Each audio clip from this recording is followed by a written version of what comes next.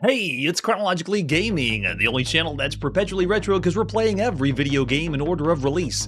The craziest idea on the internet. More powerful than playing every game on a console, more powerful than playing all the arcade games. How about cataloging the entire video game industry? Welcome everyone to August of 1982. We were last reading the very first issue of Video Gaming Illustrated, a cool magazine, almost up there with electronic games. Let's press forward and see our next game. After this commercial break.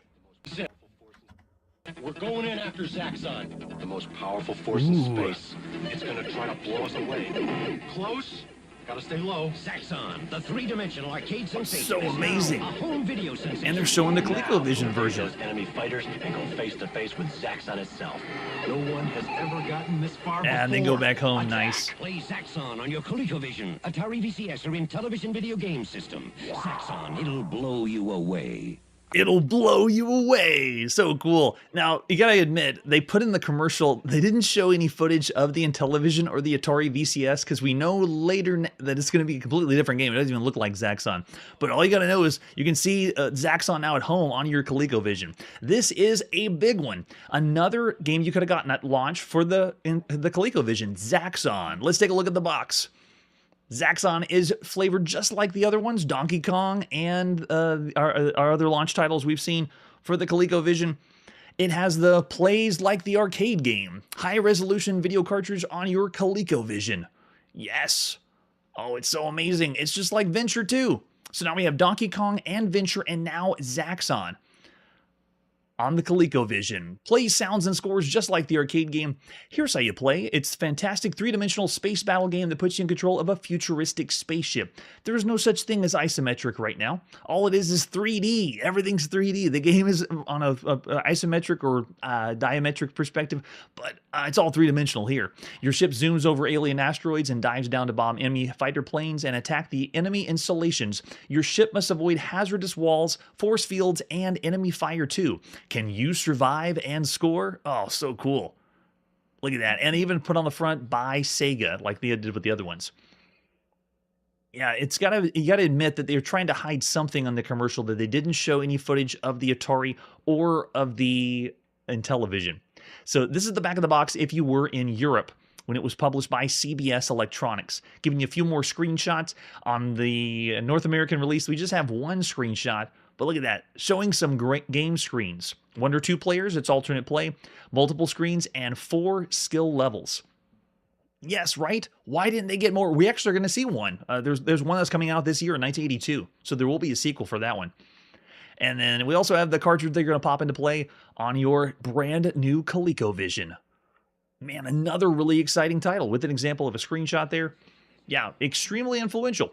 We last played this in January of this year in Japan when it first released, and then later it was released in the arcades in 1982, and here we are in August for the very first time you could play it at home. Here's the manual for Zaxxon. Oh, it looks like the other ones. The ColecoVision it makes me feel like I can smell the 80s from this manual, probably because it's the worn paper. Plays, sounds, and scores just like the Zaxxon arcade game. Stunning 3D space game. Takes you across alien asteroid fortresses. The evil robot, Zaxxon. Fierce armies have conquered a once-free asteroid belt. Your mission is to stop them before they enslave the galaxy. Approach the asteroids, pass the barrier wall, and then dive your fighter low over the enemy surface. You must evade enemy fire from turrets, mobots, and base missiles as you search for the robot warrior. But if you fly too high, a missile homes in on your fighter. At the asteroid's end, pull up to fly over treacherous force field walls. Once you've successfully crossed one asteroid fortress, you fly through space to another one. That's right, they have the space scene. Avoid the enemy squadron that combs the galaxy in search of your fighter. Return their fire as you search the next asteroid for Zaxxon, the deadly robot warrior. Will you succeed at your ultimate mission and defeat these evil forces?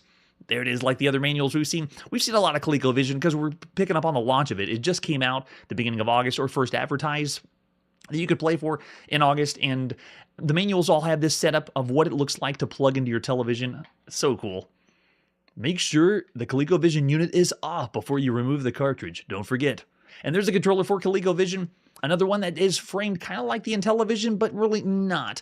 Slightly better than the disc, in my opinion, of the disc on the Intellivision, but no overlays. They got rid of them. All you need to do is push buttons to play some games. That's how you get the game options. The keypad is all the buttons to pick the game options, like pressing star after game. You can replay some things. Then you have the control stick. They don't even call it a joystick. The true joystick right now is on the Atari VCS. You can make your fighter climb by pulling the stick straight down and going up and down like you did in the arcades, and then diving, move your stick forward. Oh, there we go. How do you control Zaxxon? Well, first you have to understand it's a 3D game. But look at that. You can bank right, up, down, left, climbing up and down and right. So cool. Love it. Oh, 110% better. Yes, than the Intellivision. Are you kidding me? And if someone mentions Neo Geo, I have no idea what you're talking about, because it is August 1982. This is the hottest, coolest console in town. Nothing is better right now as a home console than ColecoVision. I still love Atari, though. Got a soft spot. If you're playing a two-player game, players take turns. You can't play at the same time, but it's just like the arcade. You choose what options you want, and look at this, great screenshots they're showing in the manuals for ColecoVision. Everything you need to know about the altitude indicator, fuel remaining indicator, the wall, fighter, and then how many lives you have left. Your first fighter appears just outside the alien asteroid. Pilot your fighter through the gap in the fortress wall. That's your first clue. If you keep crashing into the wall, you're not used to Zaxxon. When you approach it, you can judge the altitude, firing a notch and blasting into the wall. Then check your altitude indicator, swoop low, and then climb. Bank and dodge the turrets and base missiles.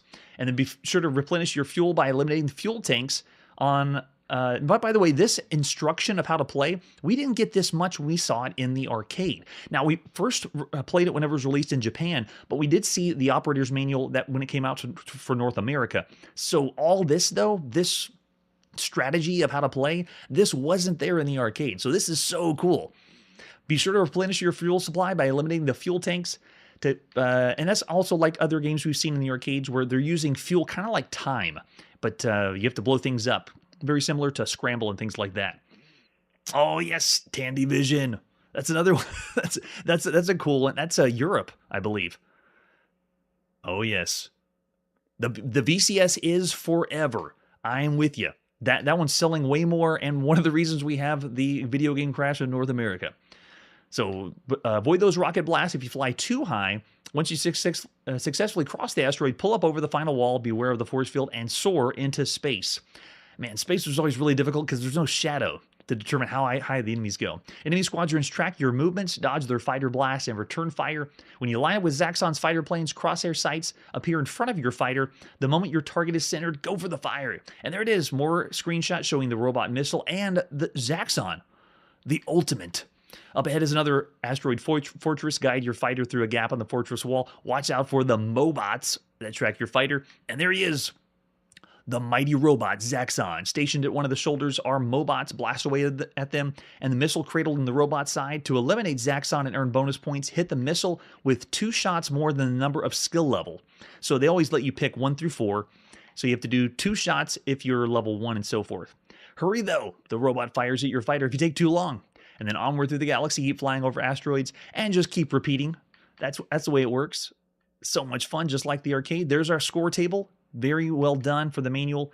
And then the instruction booklet, they've done this before on ColecoVision, provides basic information to play Zaxxon, but it's only the beginning. You'll find the cartridges full of special features to make Zaxxon exciting every time you play. Experiment with different techniques and enjoy the game. Yes, there's so much hidden inside. Oh man, so much fun. All right, let's pop in the cartridge and play some Zaxxon. Originally by Sega, this is by Coleco Industries, the beginning of August 1982, at the launch of ColecoVision. Yeah, ColecoVision didn't have wood grain. You had to go with the plastic goodness.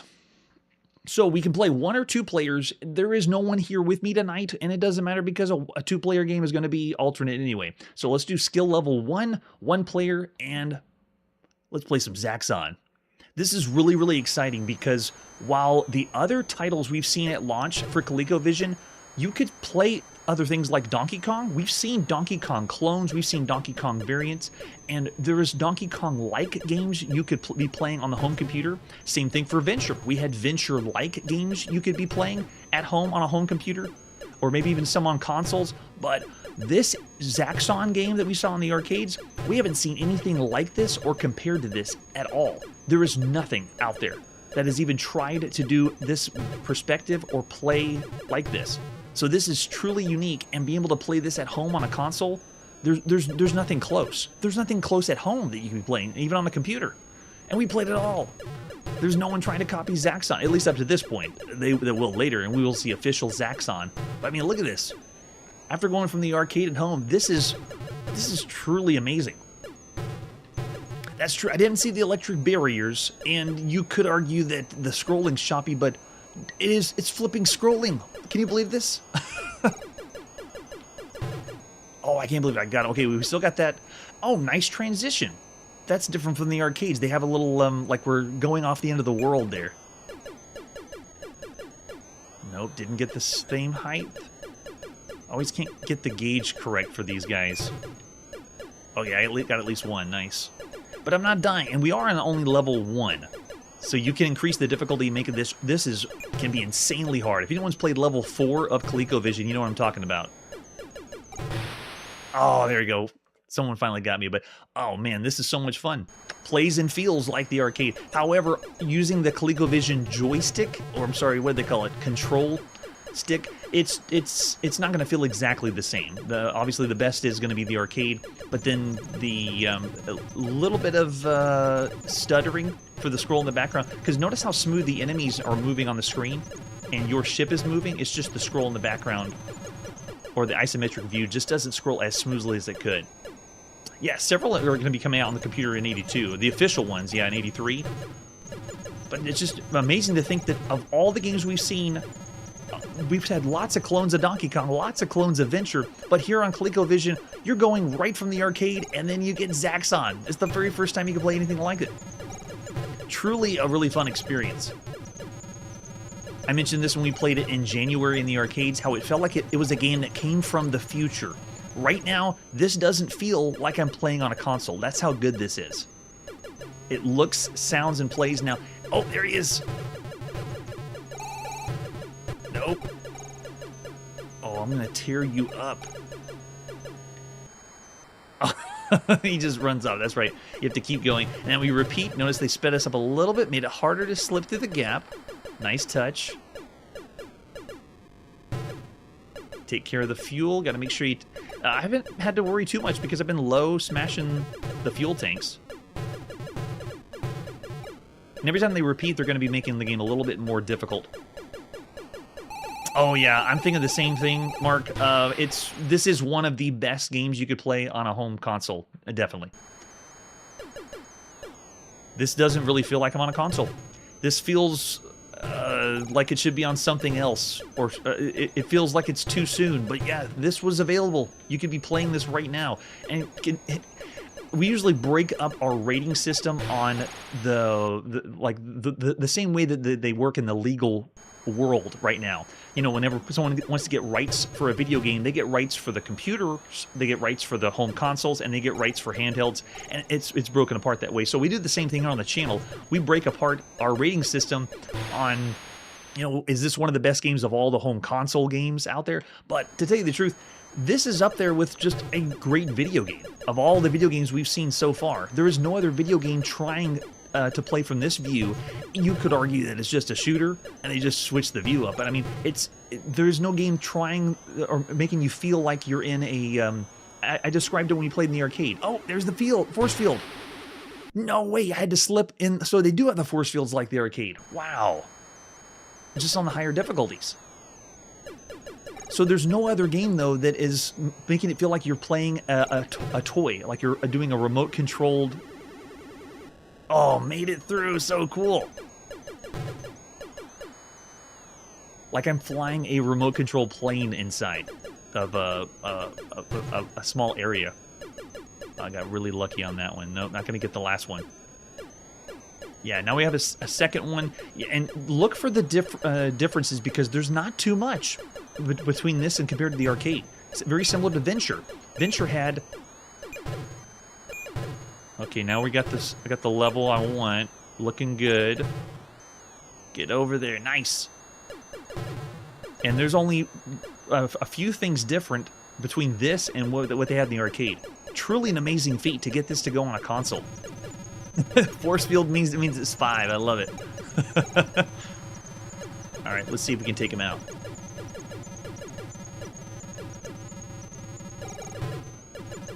There is no turbo option at all. I cannot hold down the button. By the way, the ColecoVision controller has the 2 on the side. Each one works. But you can't hold the button down for rapid fire. I'm having to hit this sucker over and over and over again, so it feels, again, more like the arcade.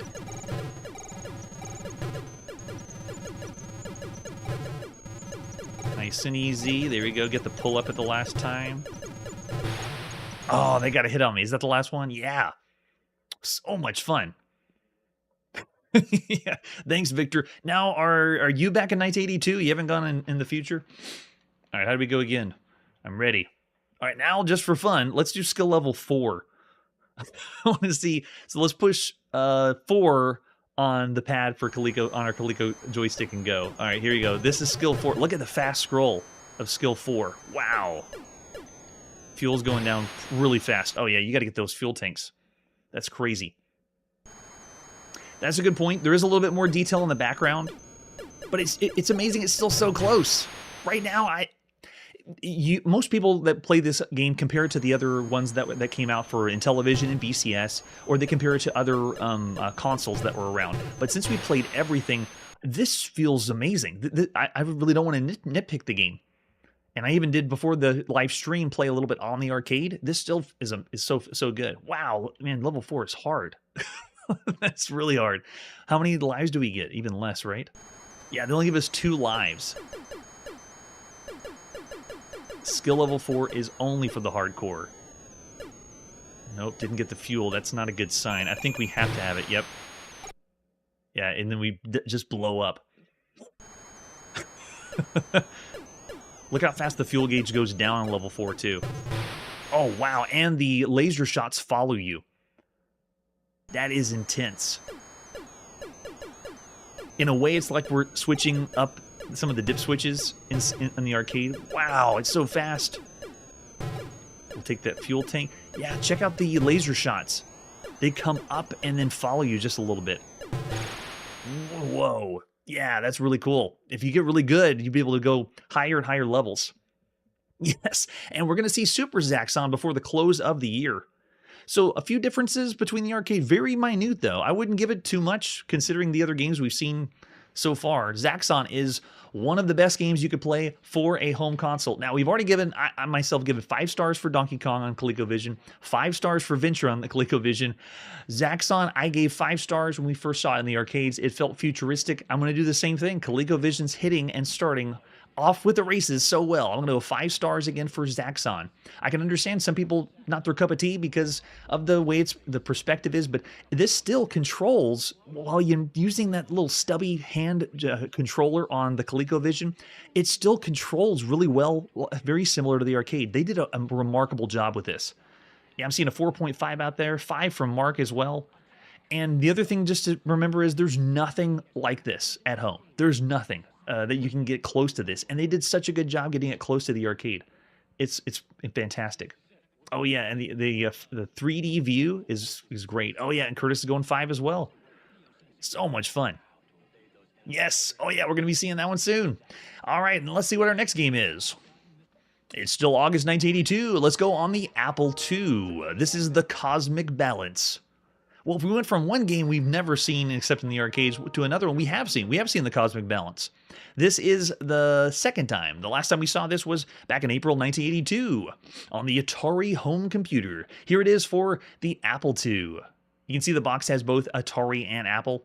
This is part of the Rapid Fire series by SSI. Front of the box is so sci-fi. This one is another ripoff of let's play with Star Trek and use Star Trek elements, but not really call it Star Trek. It's totally tactical, strategy-based simulation game. They use that term interchangeably right now. Galactic Empire rises and crumble on the glorious successes and dismal failures of starship battles. All too often, the starship commander receives full credit and blame. So this game offers you the challenge. Can you be a better starship commander than the other ones? Oh, and also look forward to Starship Cosmic Balance 2, which I don't know why they have that on the back of the box. Like, here's the first game. Please buy the second game as well. with any other person's computer. Yeah, here we go. For the box, besides that, we also have the idea what is seen in magazines for the time. A really cool idea. It is slightly a war game, like you would be playing on a board game, but the players are moving the pieces around as if it was a board game, and that kind of gives you an idea of how this works. The galaxy awaits your command. I believe it's on disc and cassette, or maybe it was only on no, I think it was on disc and cassette. There's some artwork for us and a screenshot.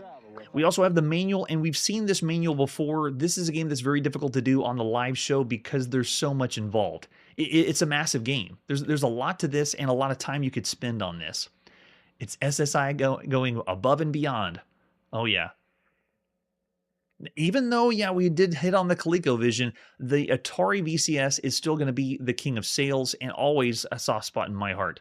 As far as the consoles, I played everything past the point they were released. So seeing them in order though right now, it's showing a lot more appreciation for me to see the ColecoVision shine like this and have these titles compared to everything else that could be out there. All right.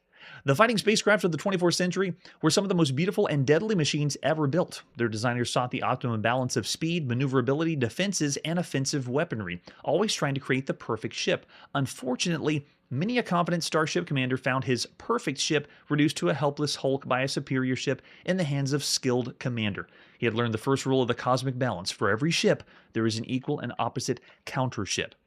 All right, so this originally was based on a pen and paper game called Starfleet Battles.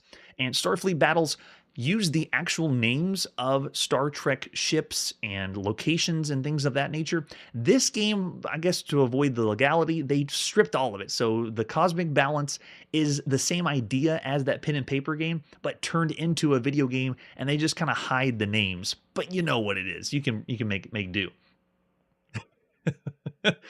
Yes, right? Maybe if we have a big studio, I could play the board game and show you the difference between the board game and the game. I don't know if I want to go that far yet. Everything's digital right now. Just that makes it easy to pop from one game to the other. Love the idea, though, Mikey. All right, so this is broken into different phases. We have the setup phase, the orders phase, and the execution phase. Before you begin the game, you have a lot of options. You can play a one-player or two-player game. If you have a one-player, you can do a levels of difficulty that the computer will play against. Then you have multiple scenarios that you can be playing in the game.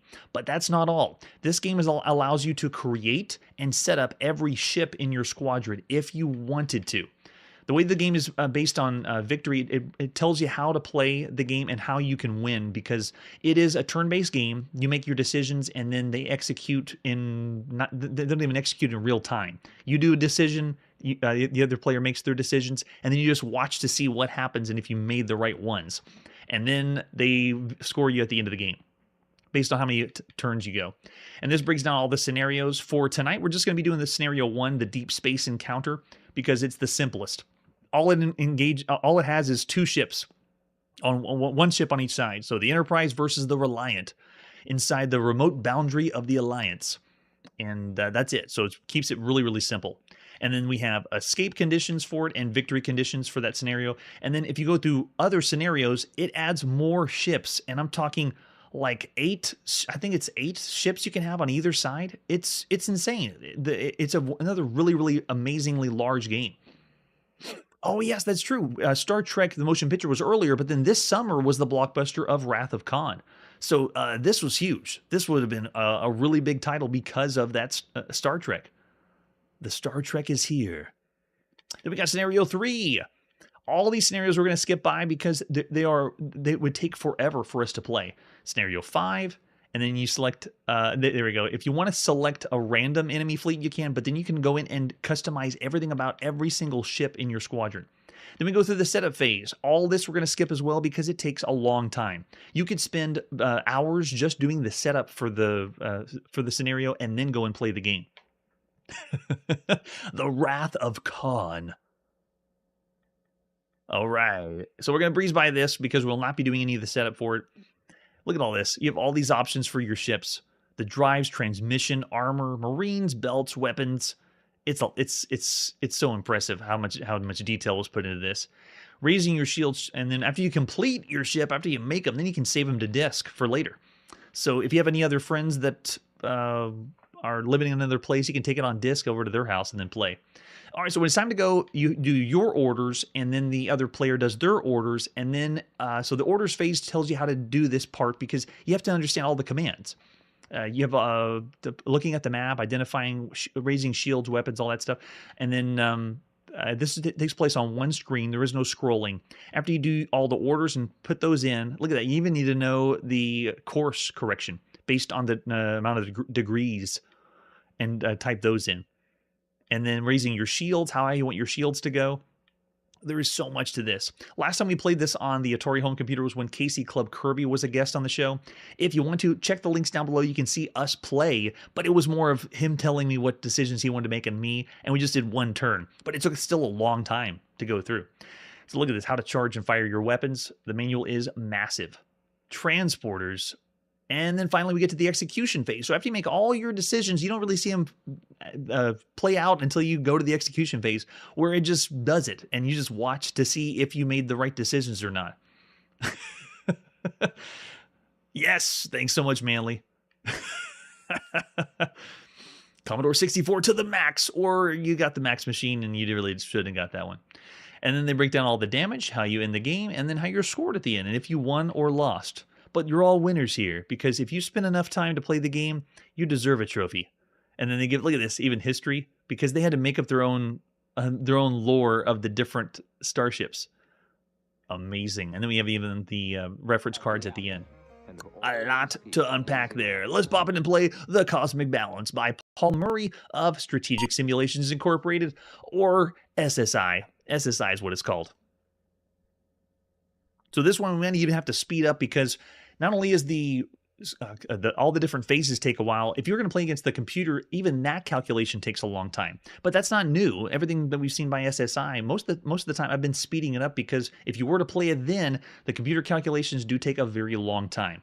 All right, so here we go. We want to do let's go and do a 2-player game, new game, Deep Space Encounter, and then Spacebar to begin.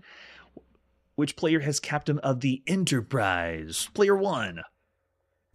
I'll be playing both parts this evening. Do you want another ship? No, we don't. You have the option to add more ships, but that just adds even more to the complications, because one ship already has tons and tons. I'll show you what it's like to mess with one ship. You got everything. Awesome.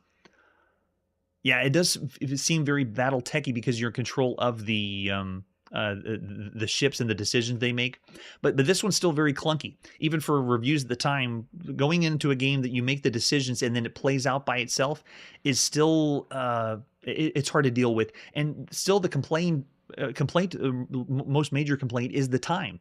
Having to spend the time, because the people that play these games right now are the war gamers that have this set up as a board in their house. Oh wait, no. I said no. Are we still waiting? Gosh, yeah, it's still loading. This is like the real-time load. And if you have the board game in your house, why would you want to spend the time to wait, like we are right now, for the game to load when you could do a faster game on a board? We're kind of in between the people wanting to spend the time or having the computer spend the time or not. All right, I'm not going to wait any longer. Let's crank it. We have to fast forward because we don't have time to make a sandwich right now. Yes, maybe they couldn't call it the USS Enterprise. Yeah, maybe Enterprise was all right, or maybe no one noticed to sue him. All right, let's go. Okay, so it's player 1's turn. We're ready to rock. I'm gonna go ahead and slow us down now. There we go, and then now we can go. Orders for what ship, and you have to know which one you're wanting to do. So player 1's turn is going to do the Enterprise. Now this is all the calculations for one ship, this giant spreadsheet of information. And now you give all the orders for one ship. That's why we didn't pick any more ships. So let's say we want to pick look at the map, or identify and look at courses, raising shields. Let's just go to weapons. And now we'll charge some weapons up and ask which one. So I want to do my photons. I'll do 1, 2, 3, and 4. Charge those up. And you can see they started charging. And then now we can fire those. And I want to fire 1, 2, 3, and 4. And I want to fire them at the Reliant. So I have to say which ship, know which ship I want to fire. And it gets even more complicated if the enemy has 8 different ships. You have to memorize those, or at least have a notepad to write them down. We're going to do a range ship. What range? We'll do a range of 9. You can see I have all those locked in. It's going to fire at that enemy that's around. And then when I'm done, I go ahead and exit. And then I can end my turn. And there. So the turn's done.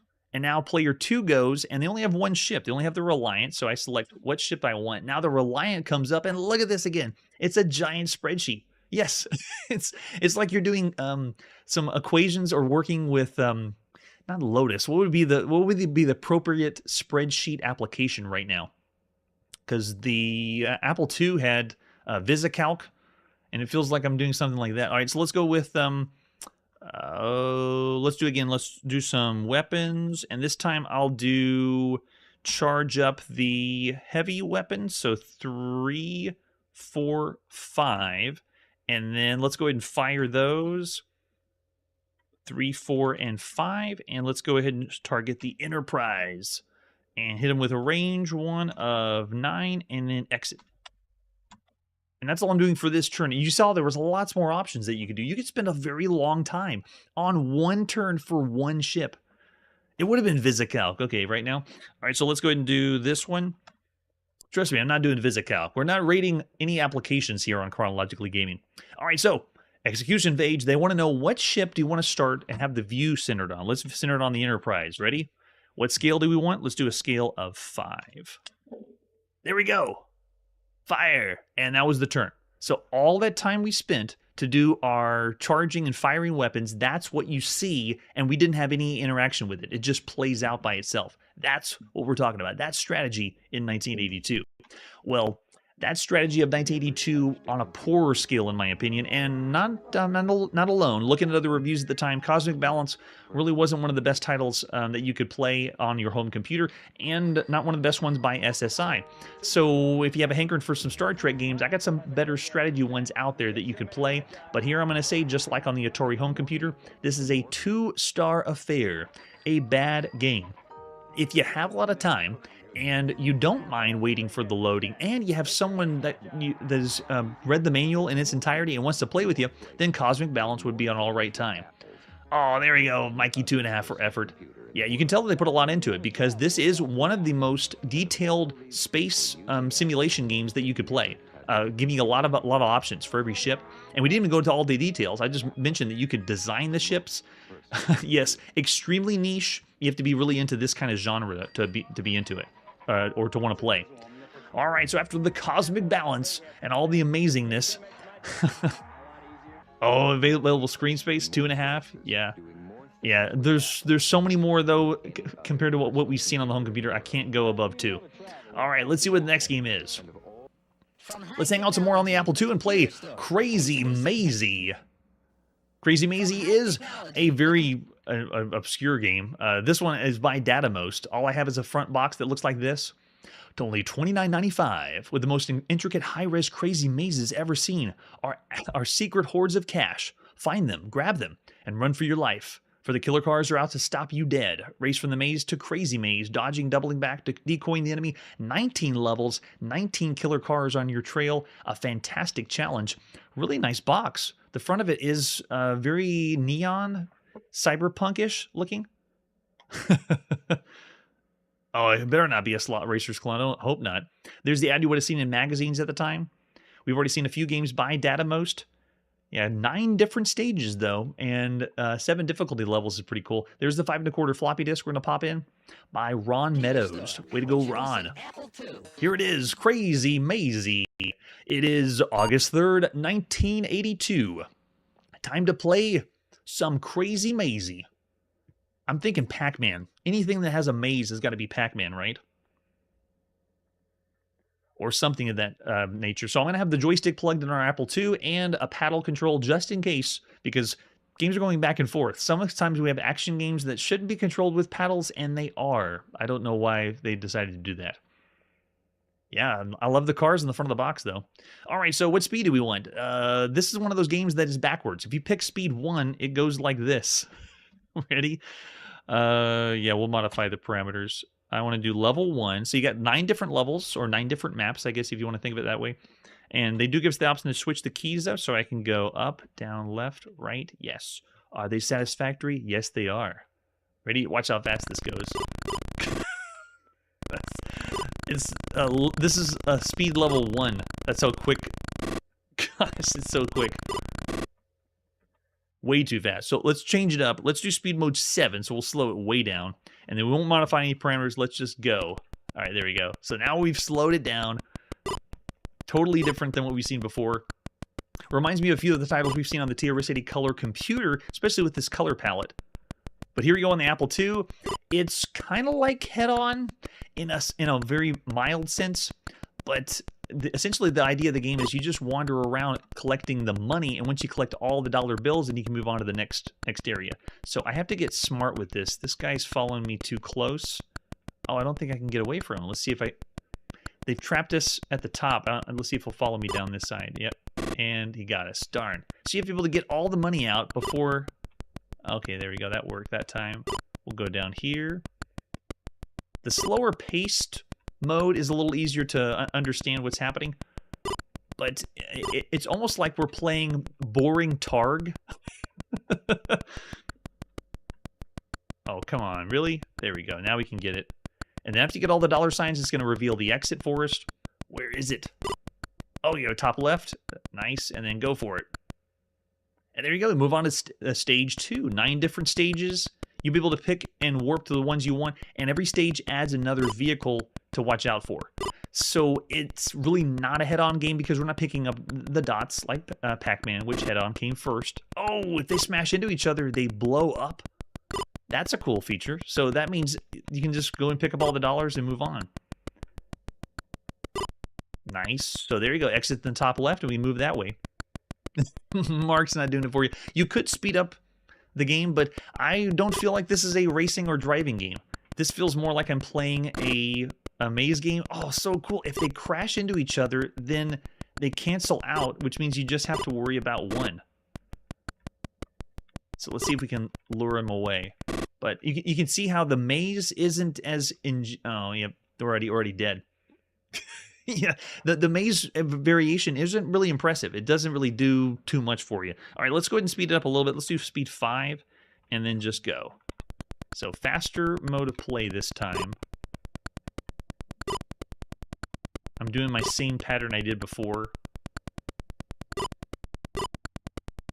So of all the games you can play on a home computer, it's really not bad.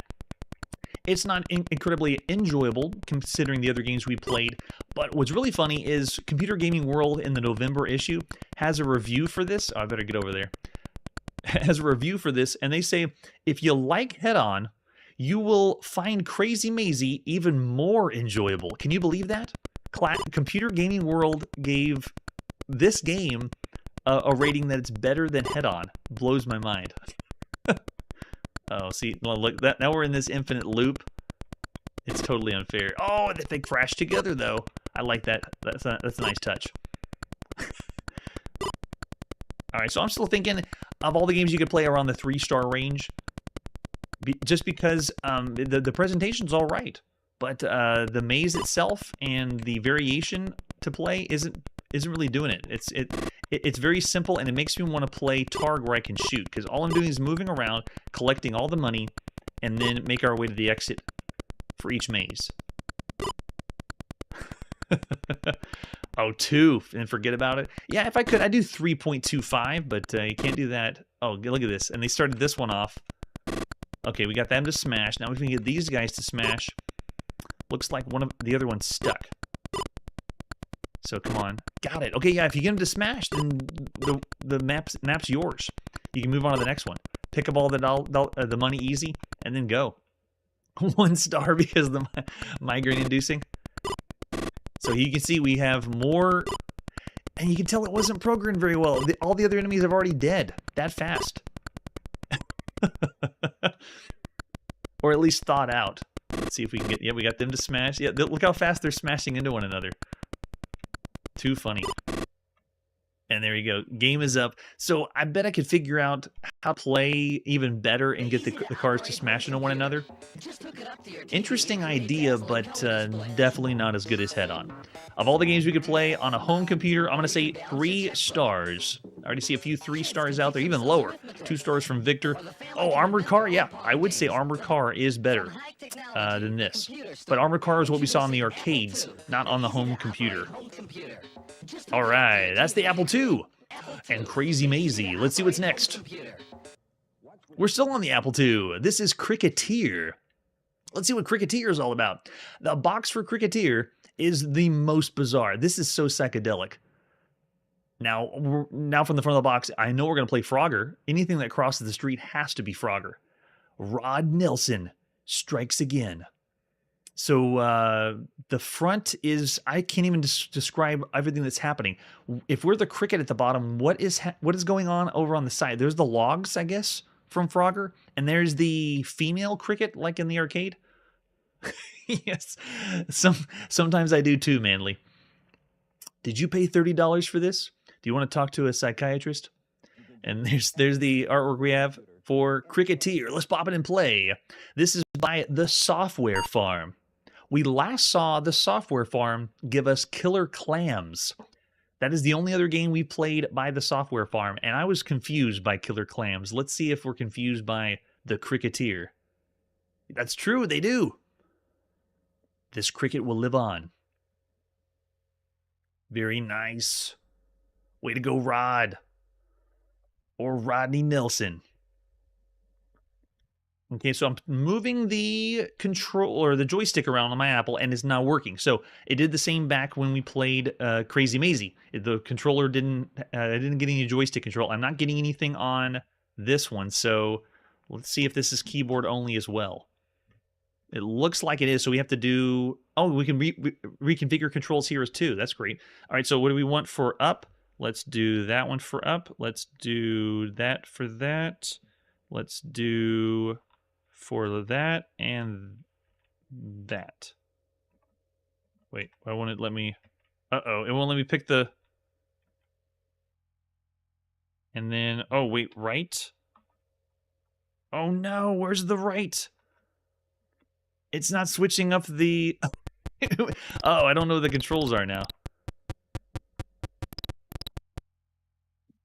Well, it just jumped in the game. It didn't let me finish my controls. But we are a cricket that has nice little cricket noises. That's cute. Moving across the side here. And now we have the logs to jump across. And we have a cricket lady. All right. And then we got to make it to the house. Very cool. All right, I love Frogger. I like Frogger variants. We played a ton of them here on the channel.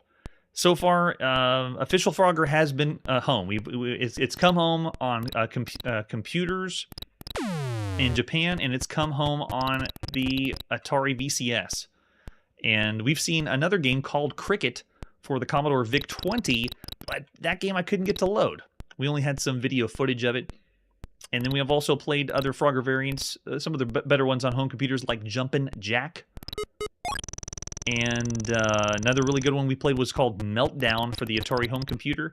And we've also played, in my opinion, the best of the best on the home computer, Pacific Coast Highway, which doesn't tell you you're playing Frogger, but you gotta play Pacific Coast Highway. That's still one of the best Frogger variants. 2-player simultaneous Frogger right there. Uh-oh, this isn't good. I'm not gonna... Does it wrap around? No, we die. Yeah, just people out for a leisurely drive in their Indy car, you know, no problem. Oh, if you're not fast enough, you die. Whoa, and it's game over that quick. The way this plays, though, is pretty nice. Larger scale, you have full movement all the way across, and it's split into 2 screens, which is a nice touch, too. So, Cricketeer, the best, by The Software Farm, at least so far. How do we play again? Can we redo the controls, or we just go? There we go, yep. Nicely done, Rod Nelson. All right, let's see if we can redo this. Left and right arrow keys, change the keys you want to change. Okay, so I think I'll just leave it as this. I'm not going to touch them anymore. When you're finished, go.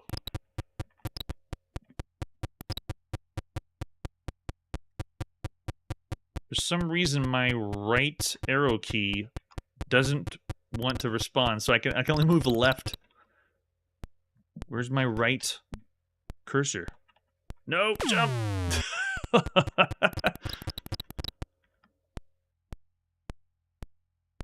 The large characters on the screen and how quickly you can move and how it responds with the cricket is really nice.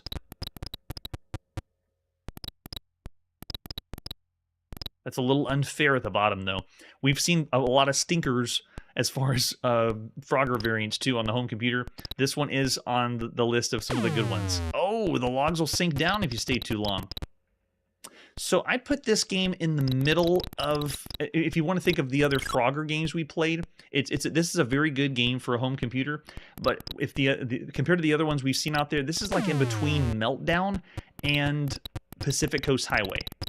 It's somewhere between those two Frogger like games. Let's see if this dips if we sit too long on it. Okay, it's just certain ones. Interesting. And you have to make it right in the door. If you make it in the door jam, you're dead. You just smash. All right, there you go. That's Cricketeer.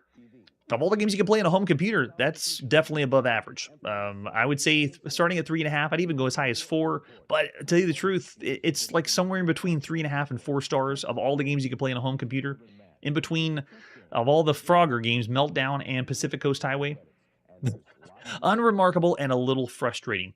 The frustrating part for me on this live show was just for the arrow keys on our Apple II. You wouldn't have had this difficulty if you were playing in 1982. I see 3 stars from Curtis and Victor. Yeah, so I'm going to go 3.5 stars. I consider this one above average of all the games you could play on a home computer. Very well done. All right, let's see what's next. We're still on the Apple II. This is Crisis Mountain. Crisis Mountain. I'm not familiar with this one. This is by Synergistic Software. I think we saw this in an ad in a magazine, but haven't played this one yet. So this is by David Schroeder. A strategic arcade game?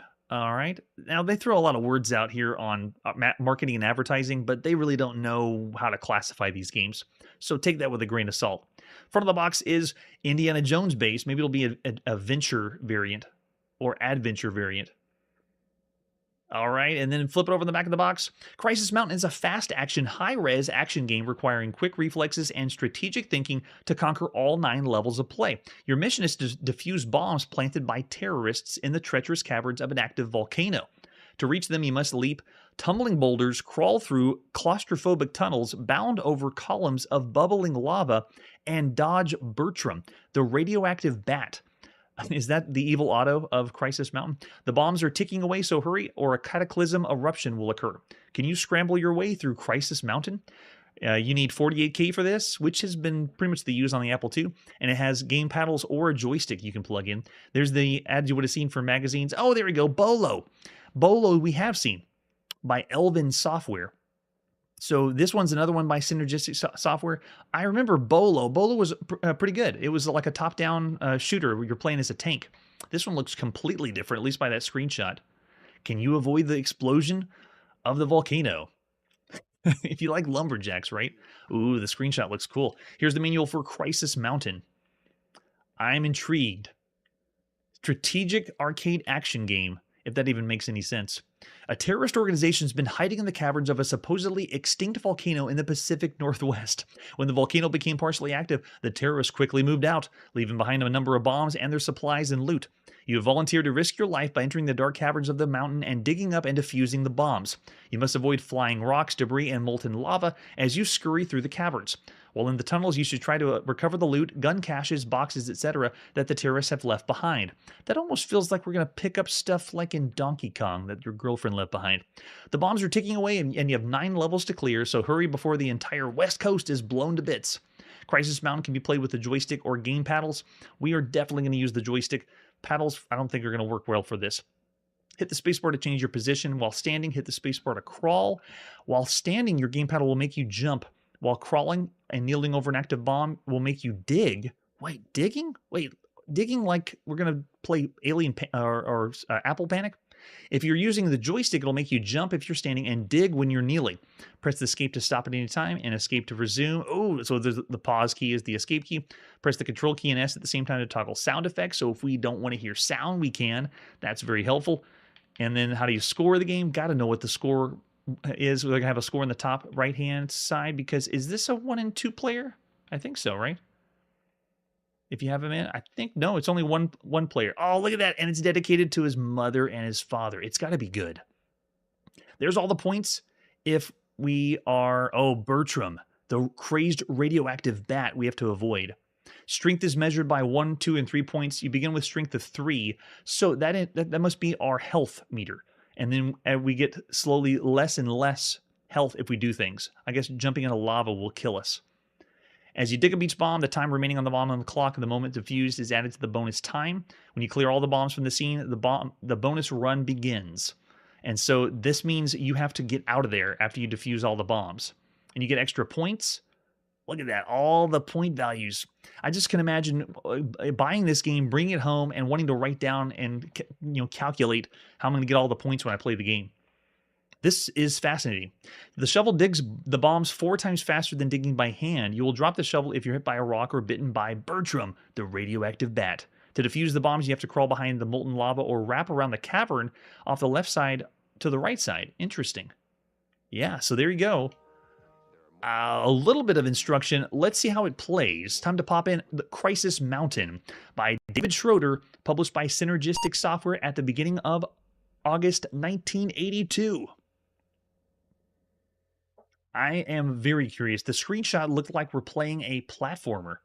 And we've already seen a few pretty good ones that are like Donkey Kong inspired platformers. But Crisis Mountain looks like a different beast altogether. All right, we got our joystick in hand.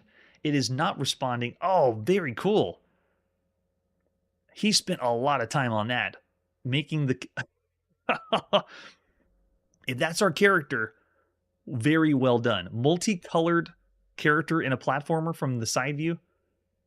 Yeah, look at that title screen. That's pretty impressive. Okay, I think I'll hit enter now, right? Whoa, the high score is 43,000. We can push the button on our joystick to play. It works. There's the shovel in the top left. There's the bombs. 70 and 90. Okay, I'm in. And we have a quick little ditty to play in the beginning. Let's see. Okay, that's our crouch, and I already got hit. So we have jump, and we have the crouch button. So I'm going to be using both buttons on my joystick to play. Wow, it is a... Can I move fast? Yeah, I can. Can you? So you have even different speeds to move. Now I got to get my way down there. I don't know how. I guess I got to time my jump to land that way. Let's see if we can do it. Oh, no, I made it down here. I'll take it. All right, let's do it. So you crouch, and then you got to dig up the bomb. Go, go, go. Defuse it. Yes. Okay, so this bomb's safe. All right, we'll keep going on the side. We'll pick up one of these over here. This is fascinating. It is not based on Donkey Kong. Wait, can I not grab it? This is just a true platformer, and this is very intriguing because this is before Miner 2049er. We have not seen that game. The only other games we've seen that are a platform... as I die, a platformer like this are Donkey Kong style games. This is not like that. This reminds me of like the beginning of all those platformers we're going to be seeing on microcomputers in the United Kingdom. Chucky Egg, Jet Set Willy, things like that. Wow. All right, so I want to see if I can get to the second bomb over there. Okay, so it's rolling down. They have boulders that are filling up the lava. I don't know if I can make this jump. Yes! Oh, that's so cool. So you can start digging this or setting off this bomb. Quick, quick, quick, quick, quick. And we completed the level. So after you defuse both bombs, you got it. And if I wanted to, I had the option to go over to the left side to pick the shovel up. All right, now I got to get out. Where's the exit, though? This guy jumps so high. And there's no fall damage. I can fall as far as I want. Yes, I love it. All right, so I think if I just make my way out to the side, I got 98 in-game seconds. Is this the exit? No. Where's the exit? How do I get out of this place? Do I have to go over to the shovel? All right, health's looking good. If you look down at the bottom, my shoulder's covering up our health. It shows a meter with your, in this stage. Can I just jump out? Uh-oh, I can't jump out. How do you leave? What do you do?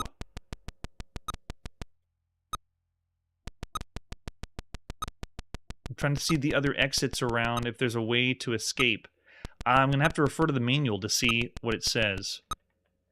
We'll just pause it, and hopefully it stays paused. All right, so after you do all that, dig up each bomb. Time remaining is added to the bonus time. You emerge from the bonus run, 1 man alive to advance to the next level. In the bonus run, you're free to collect supplies and loot. Clear all the bombs from the bonus run, and then when the bomb reaches 0, the mountain will explode and you will expire. So, oh, okay, so I guess this is just giving me time to collect things because... Okay, if you have the shovel while you're in the bonus run, 1 or 2 to heal, inherit. Okay, so I understand why I couldn't pick up the other items because that was to heal me and I was at full health. Gotcha. Okay, so it's just giving us time then to collect everything. Oh no, it threw the shovel back because I got hit. And then the bonus run's over. Okay. All right, so I thought it was like a timer to go off and we had to exit the level. All right, so we're level 2. Look at this. This is so cool.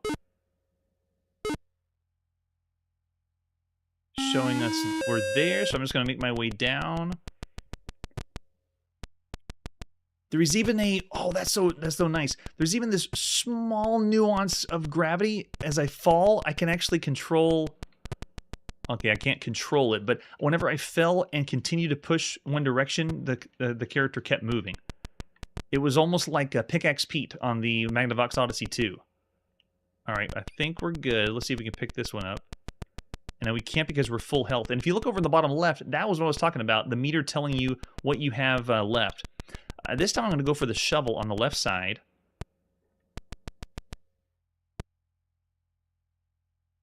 I'm ready. Why am I not picking it up? Collect the shovel.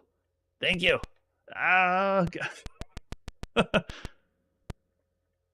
wow, we've gone from lots of different kinds of platformers. This one is one of the very first times we've had an objective-based platformer where we don't have to just get to the top of the screen. We're actually having to do things in the platformer. Wait, how do I get over there?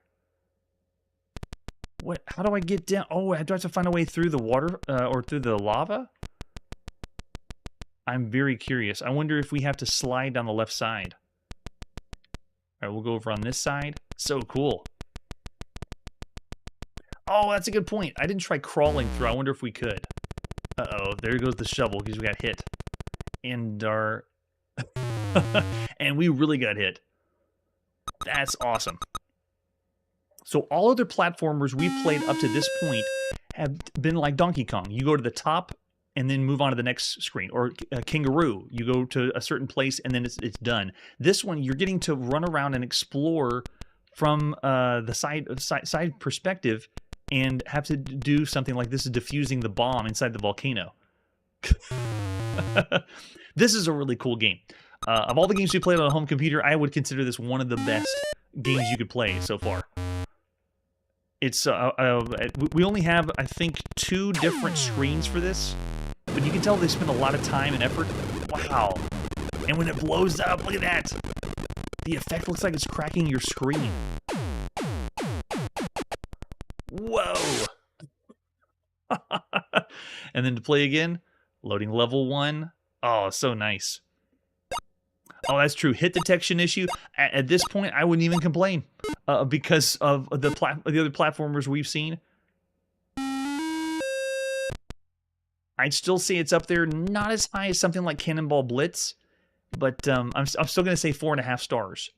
It's up there as one of the best games you could play on a home computer. If I could, I'd give the notch to Cannonball Blitz and give it even higher than that. That was pretty cool. That was totally unexpected. I didn't think it was going to be as good as I thought. Considering the other games we played on home computers, I'm going to say 4.5 stars. Of all the ones you could play, this is up there as one of the best. You would have a lot of fun with this. Now, going level to level, I think there's only 2 levels with different skill levels, and it is only 1 player, but still an incredible game. Really fun. Wow. I'm seeing 4.5 as well. Yes, I want to see all the levels, right? Or at least what they said on the box. Yeah, slow, depending on, the controls. You do have 2 options of how you run. So I was running, you can run slow and you can go a little bit quicker. It still is slower pace, but, I mean, you got to admit, compared to Sir Egbert Jumper, this is miles better. All right, that's where we got to put our video game playing on pause this evening. Tune in next episode for Cytron Raiders and Death Race. That's right, Death Race. That's it for today, and like I always say, we play, sound, and score just like the arcade game. Hey everybody, thanks for checking out the channel and joining me on my quest to play every single video game in order of release. We'll be streaming live every weekday at 9 p.m. Central, so join us and let us know if we miss any games along the way. This video would not be possible without Launchbox, RetroArch, and MAME. Tell all your friends there's some crazy guy named Chronologically Gaming trying to play every single video game. We have links down below that'll send you to places like our Discord and Patreon, and one that says all the video games we've ever played. If you go there, it's a list of everything, and you can click right to the game you want to see. Chronologically Gaming is the name to look for. We are perpetually retro, and we will catch you next time.